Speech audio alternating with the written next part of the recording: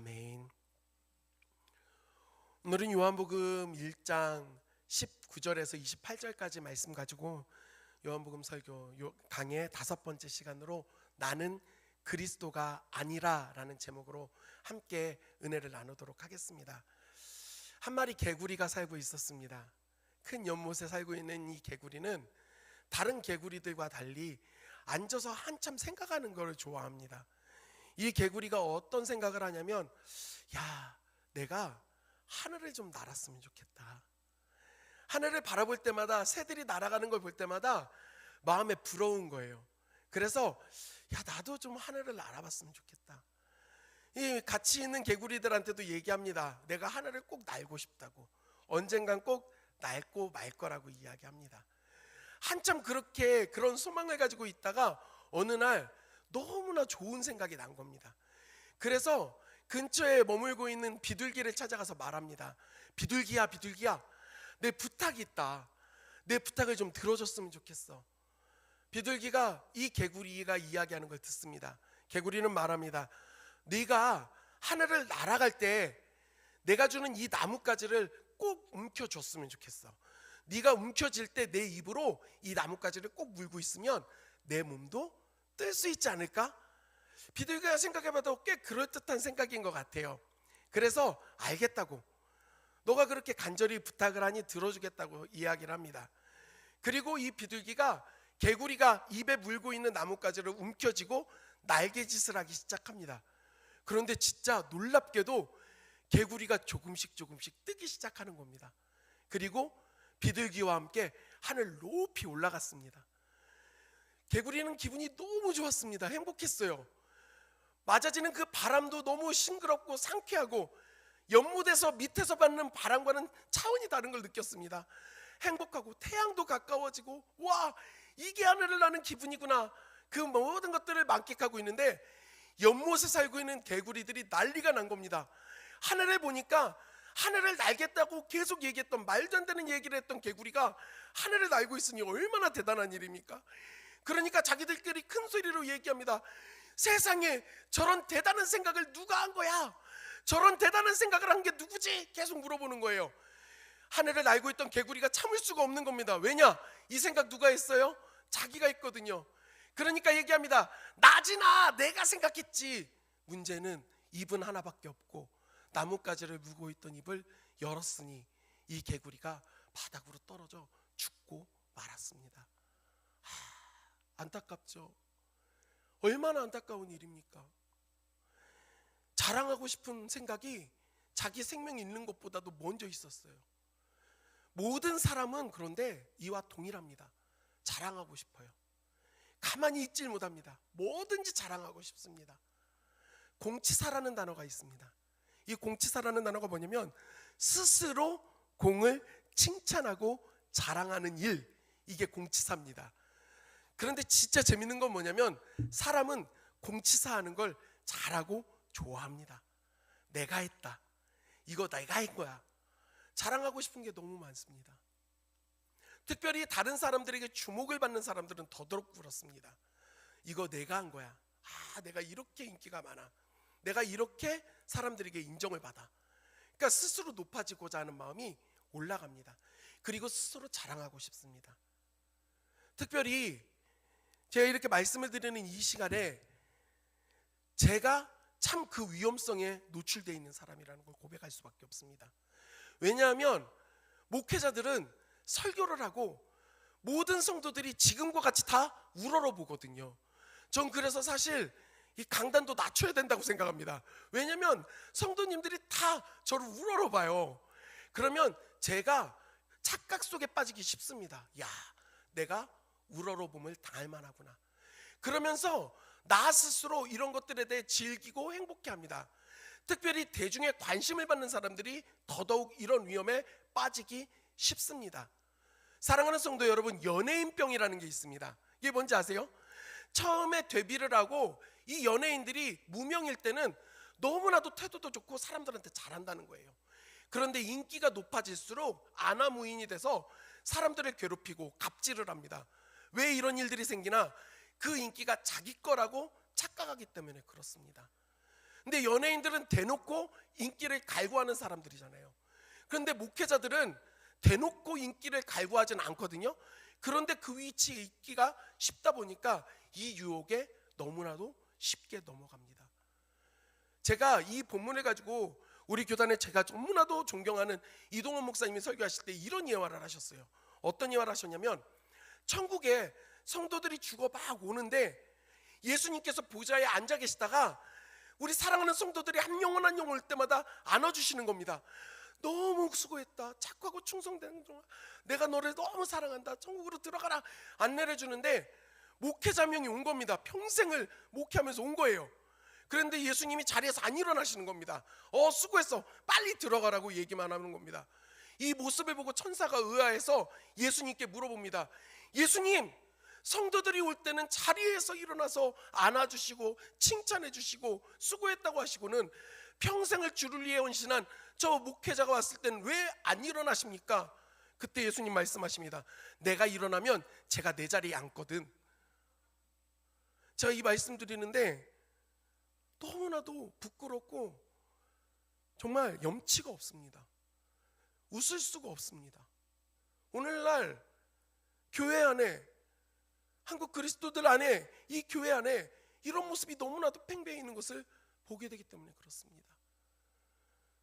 사랑하는 성도 여러분, 자랑하는 것이, 칭찬하는 것이 나쁜 건 아니지만 우리가 예수 그리스도가 아닌 사람이 보여진다라고 한다면 그것은 잘못된 일입니다. 오늘 본문에 나오는 침례 요한은 그런 관점에서 보면 지금 최고의 인기를 구가하고 있습니다. 사람들이 그를 칭송합니다.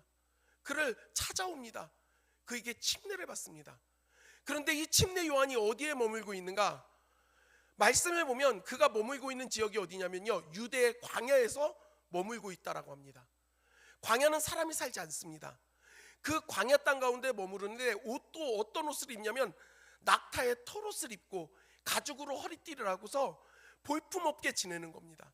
무엇을 먹는가? 메뚜기와 석청을 먹습니다. 이걸 먹고 지내는, 정말 우리가 이렇게 좋게 표현해서 얘기하지만 거렁뱅입니다. 거지입니다. 그런데 수많은 사람들이 그를 찾아갑니다. 왜냐? 침례 요한이 외침이, 그 선포가 복음이었거든요. 회개하라, 천국이 가까웠노라. 사람들에게 회개를 외칩니다. 그의 이 놀라운 가르침과 선포를 듣고 수많은 유대인들이 마음에 깨우침이 있고 도전을 받아 찾아오기 시작합니다. 먼저 예루살렘 전역에 있던 모든 유대인들이 그에게 와서 회개의 침례를 받습니다. 그리고 유대 땅 전역에서도 많은 인파들이 그에게 몰려옵니다. 그가 머무는 곳에는 항상 수많은 사람들이 머물러 있었습니다. 그러다 보니 이제 이 유대인의 지도자들 안에서도 그가 위협이 되기 시작합니다. 그의 영향력이 너무 커지니까 그를 견제해야 되겠다는 생각이 들었습니다. 그래서 오늘 본문의 말씀 19절 말씀을 보면 이렇게 이야기합니다. 19절 말씀입니다. 다 같이 보겠습니다. 시작. 유대인들이 예루살렘에서 내가 누구냐 물을 때 요한의 증언이 이러하니라. 띄워주세요. 그대로. 유대인들이 예루살렘에서 제사장들과 레위인들을 침례 요한에게 보내고 있습니다. 우리가 그럼 생각을 해봐야 됩니다. 레위인과 제사장들은 뭐 하는 사람들이에요? 대부분 다 종교 지도자들입니다. 지위가 낮지가 않습니다. 지위가 낮지 않은 사람들을 지금 부려서 보내는 겁니다. 그러면 이거를 명령 내리는 사람들은 낮은 위치에 있는 사람들일까요? 그 사람들보다 높은 위치에 있는 사람들일까요? 높은 위치에 있는 사람들입니다. 소위 사내들인 공회라고 해서 유대인들은 종교적, 정치적 지도자들이 있었습니다. 이들이 지금 레위인과 제사장들을 시켜 침례 요한에게 보내서 그가 누군지 파악해 오라고, 조사해 오라고 명령을 내린 겁니다. 그리고 그들이 침례 요한을 찾아서 말합니다. 내가 누구냐? 너 누구야? 물어봅니다. 우리는 이 말씀을 그냥 문자적으로 보면서 누군지 되게 궁금했나 보다. 누군지 모르는가? 그게 아닙니다. 지금 무엇을 묻고 있냐면 너 누군데 이렇게 대단한 능력이 나타나? 네가 누구이기에 이런 기적이 나타나고 있니? 너 혹시 그리스도니? 당신 진짜 메시아 아닙니까? 지금 이렇게 질문하고 있는 겁니다. 그런데 그들이 물을 때 요한이 증언이 이러하니라 라고 나옵니다. 요한의 증언이 이러하니라. 요한이 이때 증언합니다. 그런데 이 이러하니라는 단어를 보니까요, 이게요 헬라어 원어가 에스틴입니다. 에스틴이라는 단어는요 어떤 뜻을 가지고 있냐면 계속해서 반복을 나타내는 현재 시제예요. 계속되고 반복적으로 되는 현재 시제예요. 그러니까 요한이 계속해서 말하고 또한 반복해서 말했다는 거예요. 왜냐? 찾아왔던 수많은 사람들이 끊임없이 질문하는 겁니다. 선생님을 통해 이 놀라운 일들이 일어나는데 선생님 메시아 맞죠? 선생님 그리스도 맞죠? 물을 때마다 요한은 한 번도 빼지 않고 동일하게 반복적으로 계속해서 똑같이 대답을 했다라는 겁니다. 한 번도 다른 대답을 하지 않았다는 겁니다. 요한이 어떻게 대답하는가? 사랑하는 성도 여러분, 우리 20절 말씀에 다 같이 읽겠습니다. 20절입니다. 시작. 요한이 드러내어 말하고 숨기지 아니하니, 드러내어 하는 말이 나는 그리스도가 아니라 한데, 드러내어 말했다라고 합니다. 숨기지 않고 드러내어 말했다라고 합니다. 이 드러내어 말하다라고 하는 단어는요 하나님 앞에 죄를 고백한다 라고 할 때도 쓰여지는 단어입니다. 그러니까 정직하게 진실하게 다 이야기한 겁니다. 거짓 없이 이야기합니다. 그러면서 뭐라고 얘기하는가? 나는 그리스도가 아니라, 이렇게 대답을 합니다. 사실 침례 요한이 너무 답답합니다. 이 사람 너무 답답해요. 왜냐하면요 굳이 긍정을 하지 않더라도 두루뭉술하게 그냥 넘기듯이 확실치 않게 대답해도 됩니다. 네가 그리스도냐 물어볼 때 그냥 아니 내가 뭐 그건 꼭 아니지만 근데 관련은 있어. 사랑하는 성도 여러분, 우리는요 스스로 굳이 낮아지려고 하지 않습니다. 이렇게 하시는 거 보니까 천재신 것 같아요. 말하면은요 아유 아닙니다, 제가 천재 아닙니다, 이렇게 얘기하고 그 다음 뭐예요? 그런데 제가 예전에 학교 다닐 때 영재 소리는 좀 들었습니다. 이게 엄밀히 말하면 천재인 건 아닌 건 얘기했지만 그러면서도 자기 능력에 대해선 부인하지 않은 겁니다. 우리가 충분히 그럴 수 있습니다. 침례 요한도 그래도 돼요. 왜냐하면 긍정하는 건 아니니까요. 그런데 그는 단호하게 말합니다. 나는 그리스도가 아니다. 먼저는 침례 요한은 레위인과 제사장이 어떤 목적을 가지고 자기에게 왔는지 분명히 알고 있습니다. 그들의 질문이 무엇을 말하고 있는지도 압니다. 내가 메시아인지 그리스도인인지를 궁금해하는 겁니다. 그러면 이것들에 대해서 점진적으로 대화를 나누며 조금씩 자기 영향력을 확장할 수 있습니다. 하지만 침례 요한은 절대 그런 태도를 취하지 않습니다. 분명하게 말합니다. 나는 아니다. 사랑하는 성도 여러분, 이것이 정답입니다. 우리가 존경하는 사람들이 생길 수 있습니다. 바라볼 수 있는 사람들이 있을 수 있습니다. 하지만 그 사람은 예수 그리스도가 아닙니다. 왜 대답을 안 하십니까? 그 사람은 예수 그리스도가 아니십니다. 저희가 신앙생활하면서 예수님을 믿는다라고 말하며 사람을 추앙하고 사람을 믿는 모습들이 너무나도 쉽게 나타납니다. 오늘날 담임 목회자들이 그렇습니다. 성도들이 담임 목사님을 추앙하고 예수님 보듯이 봅니다. 저는 미리 말씀드리지만 전 예수님이 아닙니다.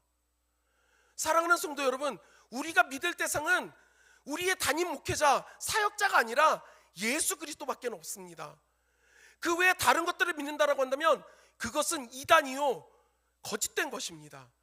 행여 제가 지금 이렇게 말해놓고 후에 다른 말하면 그때는 그 자리에서 말씀해 주십시오. 목사님 틀렸습니다. 잘못했습니다. 목사님 사람은 추앙받을 존재 아닙니다. 예수님만 믿어야 됩니다. 말씀해 주십시오. 사람인지라 너무나도 연약해 언제든지 넘어질 수 있습니다. 그런데 중요한 것은 그 많은 영향력을 갖고 있는 침례 요한은 자기가 그리스도가 아닌 걸 분명하게 이야기합니다. 그럼 이 정도 들었으면 해소가 되느냐? 안 됩니다. 왜냐하면 침례 요한에게는 엄청난 능력이 나타나고 있기 때문에 이 지도자들은 포기하지 않고 다시 물어봅니다. 그에게 물어볼 때 뭐라고 하냐면 21절 말씀을 보면 또 묻되 그러면 누구냐? 내가 엘리야냐? 이르되 나는 아니라. 또 묻되 내가 그 선지자냐? 대답하되 아니라. 계속 질문하고 계속 아니라는 겁니다. 특별히 엘리야가 등장을 합니다. 그렇죠? 왜 그러면 이 종교 지도자들은 침례 요한에게 엘리야를 굳이 이야기할까요? 사랑하는 성도 여러분, 엘리야의 무덤이 있을까요? 없을까요? 없습니다. 왜요? 엘리야가 병거 타고 하늘로 올라가 버렸거든요. 그런데 이 유대인들 사이에서는요, 그런 속설과 같은 믿음이 있습니다. 뭐냐? 기름 부음을 받아야 되잖아요. 왕은 기름 부음을 받아야 되는데 하나님께서 보내시는 메시아가 왕이기 때문에 이 기름 부음을 받아야 되는데, 이때 누가 기름을 붓는가? 하늘로 승천했던 엘리야가 이 땅에 다시 와서 그 메시아에게 기름을 부을 것이라고 하는 그런 막연한 기대감과 그런 믿음이 있었습니다. 이 배경을 알고 있으니까 요한은 분명하게 말합니다. 나는 엘리야도 아니다. 그랬더니 또 질문합니다. 그러면 과거 이 구약의 말씀에 나오는 그 선지자냐 물어봅니다. 그 선지자냐 물어보는 선지자는 구약에 수많이 등장하는 그 선지자를 말하는 게 아닙니다. 특별히 신명기 18장 15절에서 모세가 이런 말을 합니다. 내 하나님 여호와께서 너희 가운데 내 형제 중에서 너를 위하여 나와 같은 선지자 하나를 일으키리라. 너희는 그의 말을 들을지니라. 나와 같은 선지자를 이 민족 가운데 하나님께서 세우시고 일으키실 거다. 너희는 그의 말을 들어라.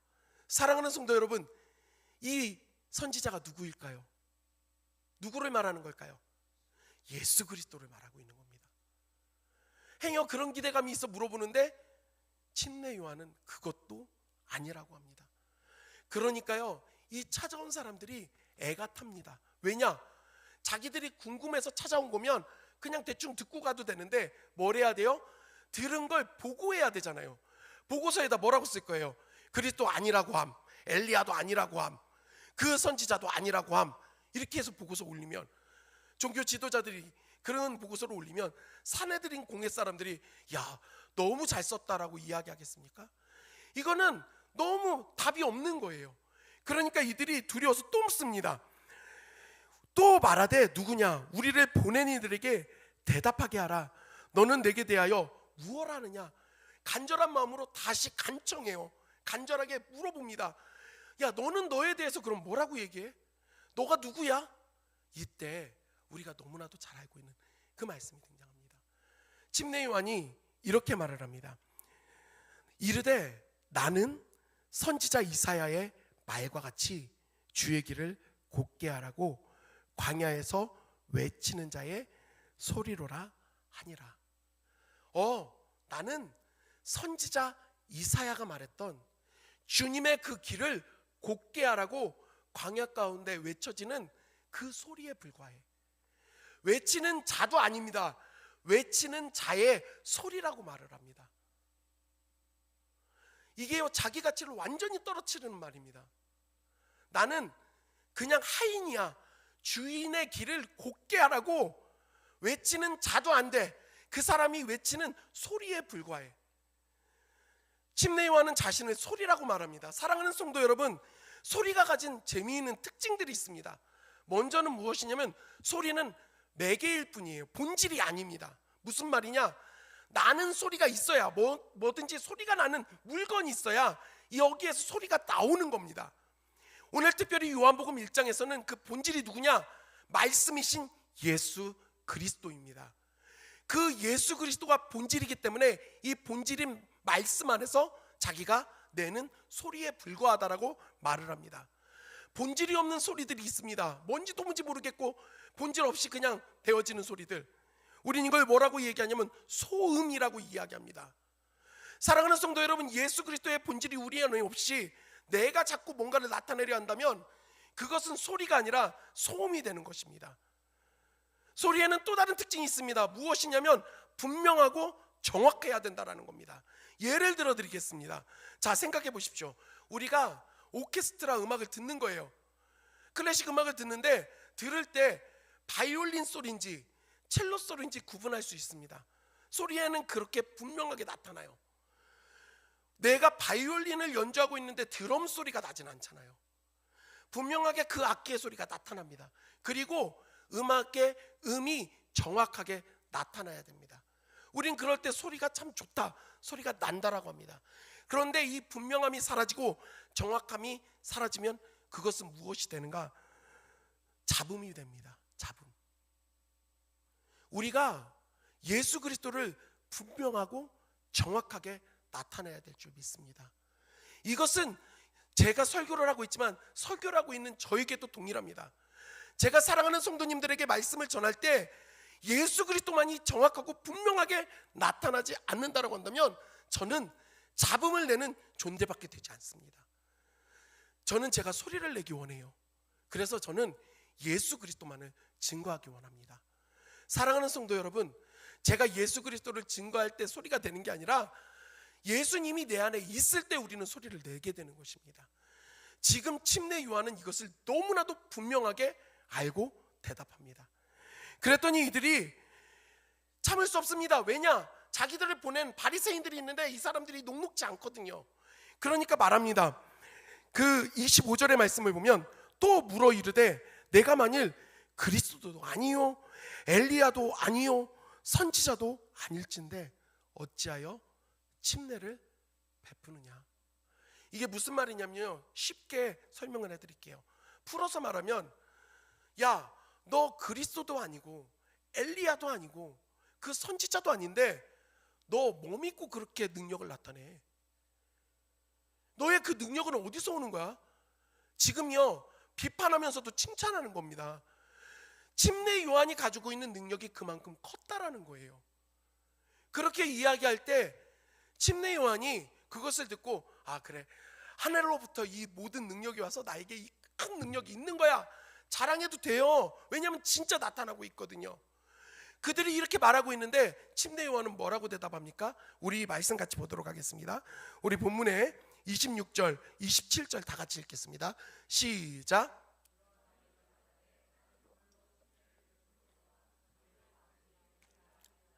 한 사람이 섰으니 곧 내 뒤에 오시는 그이라. 나는 그의 신발끈을 풀기도 감당하지 못하겠노라 하더라. 사랑하는 성도 여러분, 앞을 다 보시고요. 우리가 침례교회입니다. 그래서 우리는 침례를 베풉니다. 다 침례 받으셨나요? 예. 세례라는 표현을 안 쓰고 침례라는 표현을 쓰는 것 때문에 저희가 오해를 많이 받는데, 헬라어 원어는 밥티조라고 나옵니다. 세례라고 표현되는 모든 단어가 다 밥티조입니다. 그리고 이 밥티조의 그 뜻은, 의미는 무엇이냐면 물에 잠그다, 물에 잠그다, 물에 적셔지다, 들어가다, 이런 뜻을 갖고 있습니다. 그래서요, 실제로 침례가 성경적으로는 가장 맞는 말입니다. 그리고 유대인 사회에서도 침례를 베풉니다. 언제 그들이 베푸는가? 자기들을 믿지 않고 하나님을 믿지 않았던 사람들이 이제 개종을 했을 때 죄에 대한 용서함을 받기 위해 물에 잠그는 의식을 행합니다. 정결 의식입니다. 그런데 재밌는 사실은 유대인들에게는 이 일을 행하지 않습니다. 누구에게 행하는가? 이방인들 중에 하나님을 인정하고 유대교를 믿겠다라고 하는 개종하는 사람들은 이전에 그 죄악의 삶이 있기 때문에 회개로 침례를 받아야 된다라고 말을 해요. 그래서 유대인들은 따로 침례를 받지 않았습니다. 그런데 침례 요한은 회개의 침례를 모두 다 받아야 된다라고 말합니다. 왜냐?